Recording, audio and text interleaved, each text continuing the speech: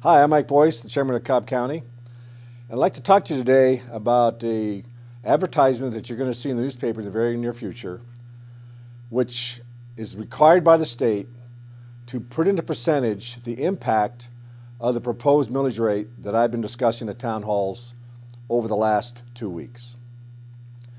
What the state does is they're trying to, with good intentions, try to ensure that the taxpayers have another way of looking at a proposed millage rate increase, or even if we don't raise the millage, what the impact would be because of the fact that our tax digest goes up.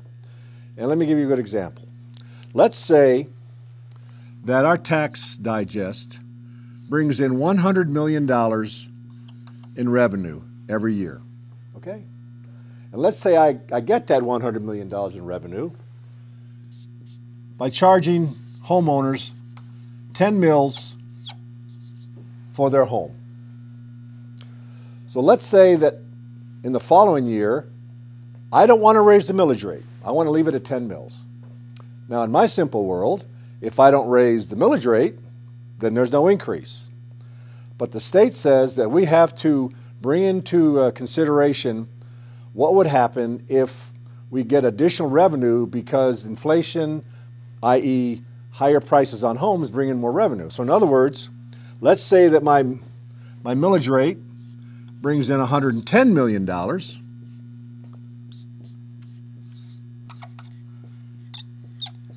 Instead of just $100 million, okay?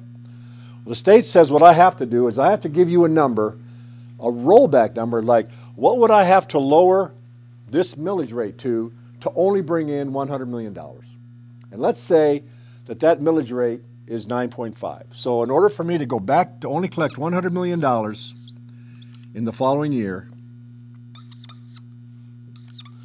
I would have to charge 9.5 mils.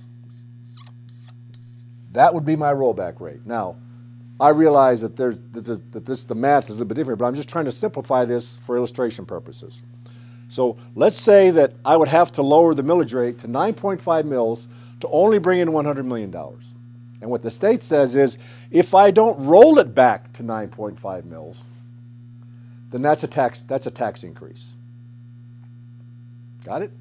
I haven't touched your millage rate, but because we did really well in the tax digest last year, I have to tell you that I'm getting extra money and that I would have to roll it back so we'd only collect the same amount of money.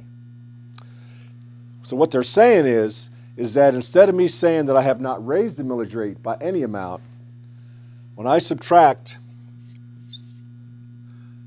the existing millage rate minus the rollback rate, that's a 5% increase in your taxes. That's what the state says is a tax raise. Okay? Now, why am I taking something that's seemingly this small and making it a big deal? Because what the paper is going to advertise is that because of the millage rate increase I'm proposing, plus I'm not rolling it back to a number where I only collect a certain amount of revenue, then I'm proposing a 34.12% increase in your taxes. That's what the state-mandated statement makes me say to you. And I'm saying to you that's not quite true.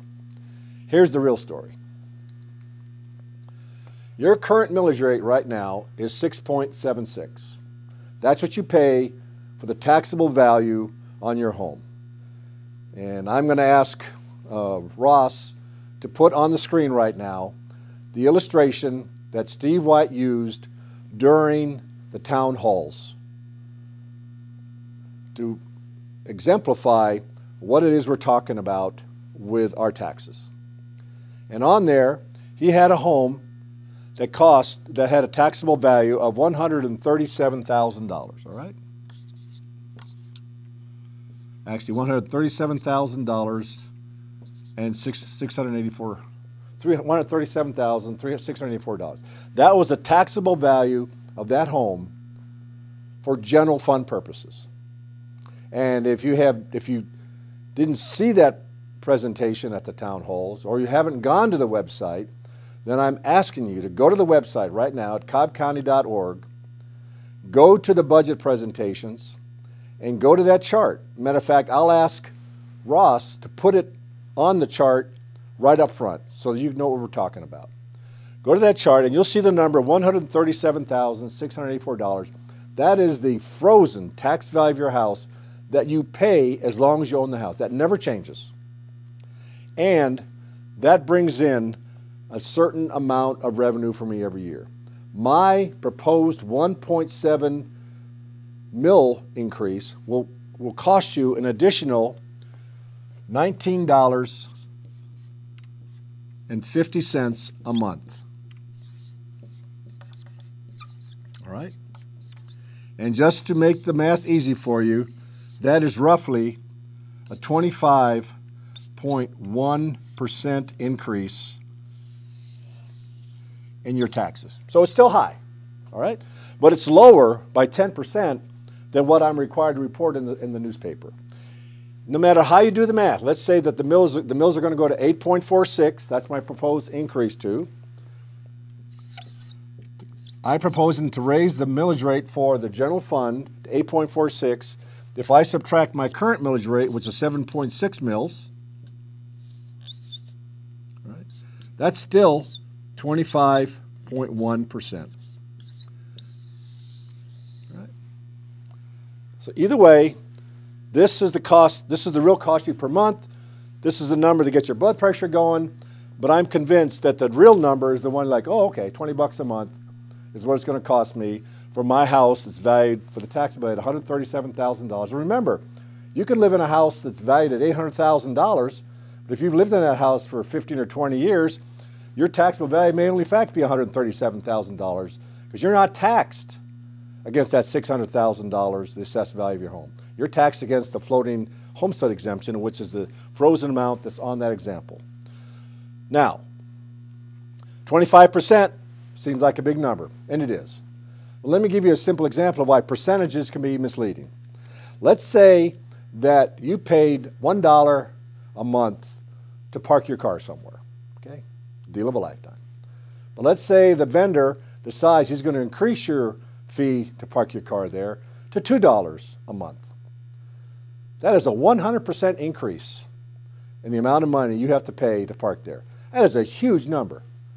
But when you bring it down to real terms, $1, it's something you can live with. That's what I'm trying to, I believe I can convince you, is that even though the 25.1% is a high number, and it is, it's based on a value of a home that has a very low taxable value because you've lived it a long time. And the real number you should be focusing on here is the $19.50 a month. So forget about the formula, all right? Focus on this right here. This is what you should be paying attention to. What in your life is the real cost of this tax increase?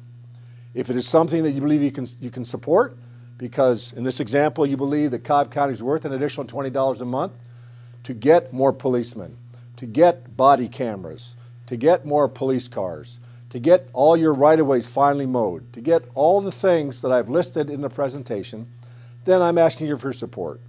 If the $19.50 is too much, I understand that. But this is the real cost of in today's market to live in a county that you can safely live, play, recreate, and pursue your dreams. So remember, the Florida exemption is the number you should pay attention to. The percentage is high. I'm not going to downplay it, but it's a relative percentage. The real number you should focus on here is what is this going to cost you more a month. If you have any questions, all right, you may be some, go on the website, email me or email the tax assessor. Those email addresses are there, and ask him about this. He'll walk you through it like I will. As you all know, I answer every email. I realize that this issue can be very confusing right now because of the floating exemption, but I can assure you, ladies and gentlemen, that we have taken every possible measure to keep your taxes low, and sometimes we're asked to say something that on the face of it are heart-stopping, but once you start getting down to the real numbers, they're numbers you can live with. Well, thank you for your time today.